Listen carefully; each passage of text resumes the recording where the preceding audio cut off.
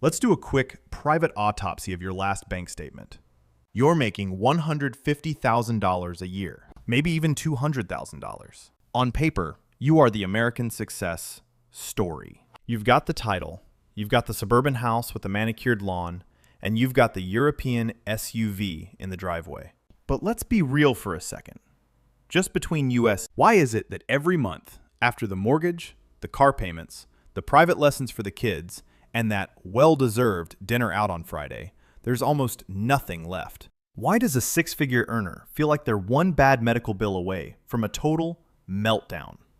You think you're just living the dream. But from where I'm sitting, looking at the forensic evidence, you aren't living a dream. You are a victim of a slow-motion financial massacre. My name is Jim, and today we're opening the file on lifestyle creep. We aren't going to talk about skipping your $7 latte. That's amateur hour. We're going to talk about the zip code tax, how moving into that better neighborhood just nuked your retirement by over $1 million without you even noticing. We're going to look at why a $1,500 minor upgrade in your 40s is actually a lethal injection to your 60s. If you feel like you're running faster than ever just to stay in the exact same place, do not click away. I'm going to show you exactly how the "I deserve this" trap is being used to liquidate the American middle class, and how you can apply the tourniquet before you bleed out. Let's trace the money. Welcome back to the file. I'm Jim, and it is time to perform a cold, clinical autopsy on your financial life. I want you to look at your daily routine. You're likely in your late 30s or 40s. You wake up, grab your coffee, and head to a job that pays you more than you ever dreamed of making when you were 22. You've checked all the boxes: the career, the marriage, the suburban house, the kids. But there's a quiet, gnawing anxiety at the back of your mind every time you open your banking app. You feel like you're earning a fortune, yet you're still living paycheck to paycheck. You look at your friends' Instagram posts, the new Teslas, the renovated kitchens, the trips to Tulum, and you feel this immense pressure to keep up, while secretly wondering if they're just as terrified as you are. You think you have a spending problem, but as an investigator, I'm telling you, you have a strategy problem. You are being hunted by a silent killer called lifestyle creep, and it's using your own success as a weapon against you.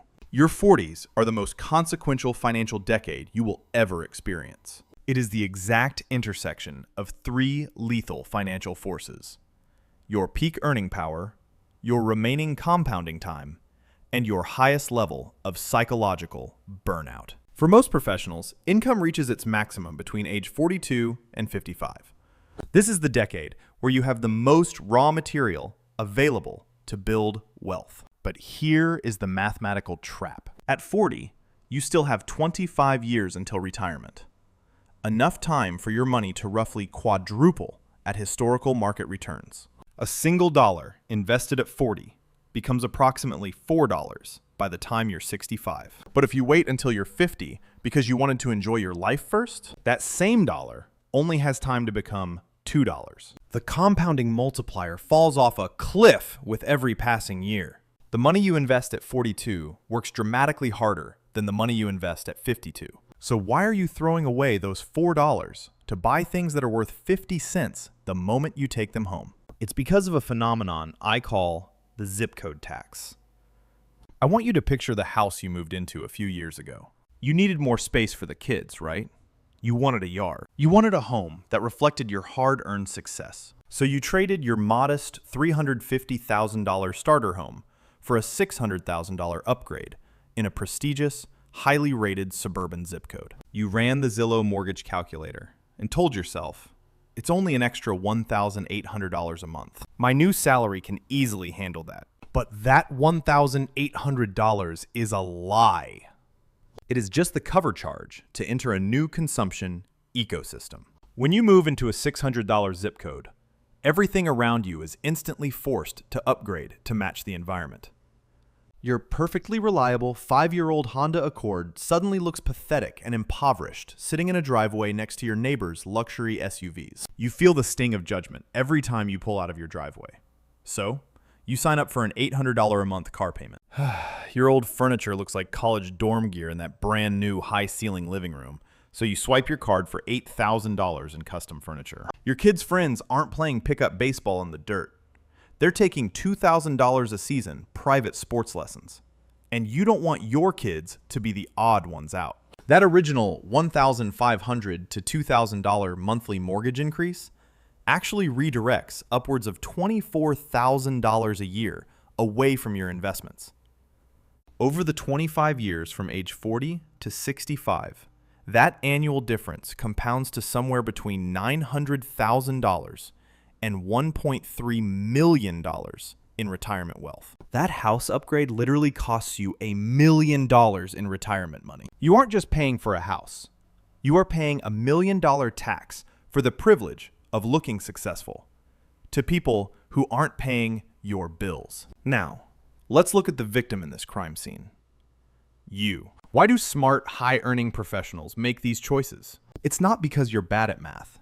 It's because you're hurting. You have been running on the corporate treadmill for 20 years. You deal with toxic bosses, soul-sucking meetings, and the constant fear of being replaced by AI or a younger, cheaper version of yourself.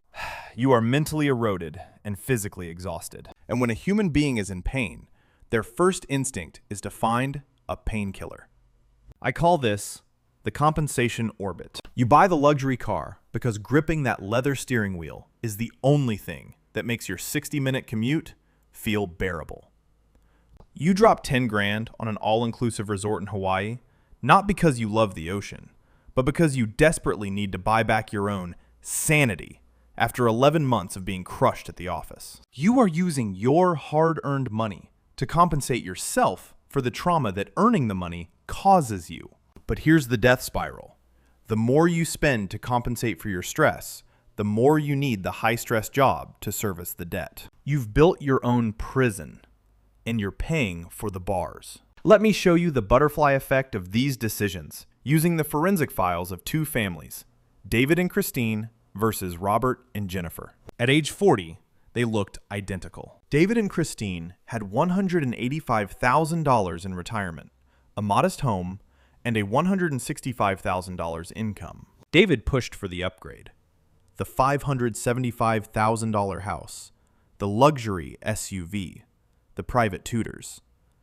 They told themselves reducing retirement contributions from 15% to 6% was temporary. Every individual decision seemed reasonable, and they never felt irresponsible. Robert and Jennifer had the same $165,000 income, but they drew a line in the sand. Jennifer had seen the math on housing upgrades, and they stayed in their modest home. They bought 3-year-old used cars. They had the uncomfortable conversation with their kids about attending state universities on scholarships. For a decade, they looked poor compared to their peers. Fast forward to age 65. David and Christine accumulated $685,000. It sounds like a lot, until they realized they would likely run out of money by age 82. David is now 68, wearing an orange apron, standing behind a register at a hardware store, because Social Security doesn't cover his property taxes and medical bills. He lies awake at night, terrified of an uncertain future. Robert and Jennifer accumulated $1.65 million. Their house is paid off. They spend their winters in Arizona. They travel extensively, and they never check prices at restaurants. The difference wasn't their income or their investment skills. It was a handful of 40s decisions about houses, vehicles, and education. Research consistently shows that lifestyle inflation provides only a temporary happiness boost. Within 18 to 24 months, you adapt to your new normal, and the thrill is gone. David and Christine didn't actually enjoy their 40s more than Robert and Jennifer. They just spent more to get the same level of satisfaction. If you are in your 40s right now, and you recognize yourself in David's story, you need to understand the psychological trap. You feel like you've earned the right to enjoy your success after 20 years of working. You feel justified. But the gratification you're seeking through consumption is an illusion that leads to permanent constraint. The upgraded house feels exciting for 18 months. Then it just feels like home, while it permanently drains your savings. The luxury car is a thrill for a year. then it's just a car while it limits your options. True gratification isn't found in consuming your peak earning years.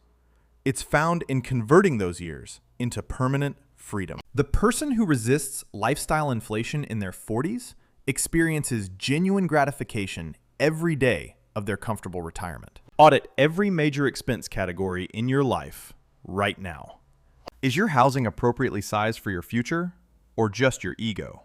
Are your vehicles transportation or status symbols? Are you funding your retirement before you fund your neighbor's envy? Every yes you say to a lifestyle upgrade today is a no you are screaming at your 70-year-old self. The discomfort of being modest in your 40s lasts 10 years. The reward of being free lasts 30 years or more. I want you to picture yourself at 70. In one version, you're relaxed, planning a trip to see your grandkids because unexpected expenses don't threaten you.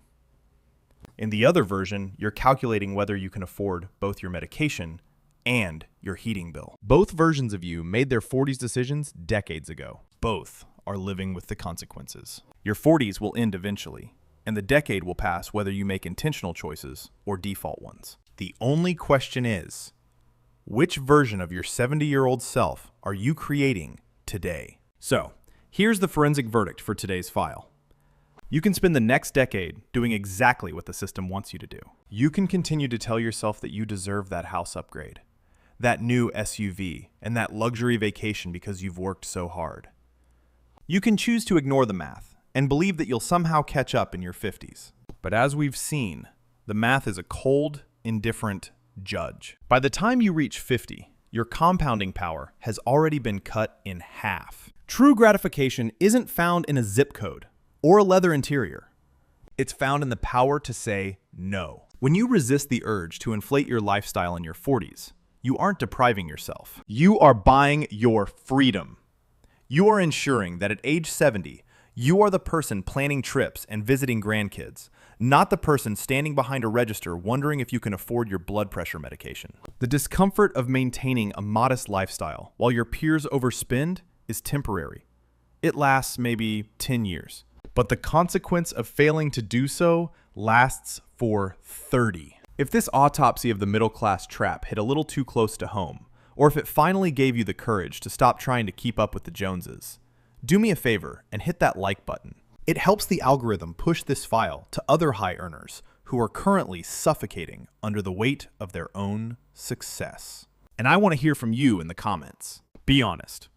What is the one lifestyle upgrade you're currently considering that you now realize might be $1 million mistake? Or, if you're like Robert and Jennifer, tell me how you're staying disciplined in a world that wants you to spend. I read every single one of your stories. Hit subscribe to keep opening these forensic financial files with me. I'm Jim. Apply the tourniquet, protect your future, and I'll see you in the next one.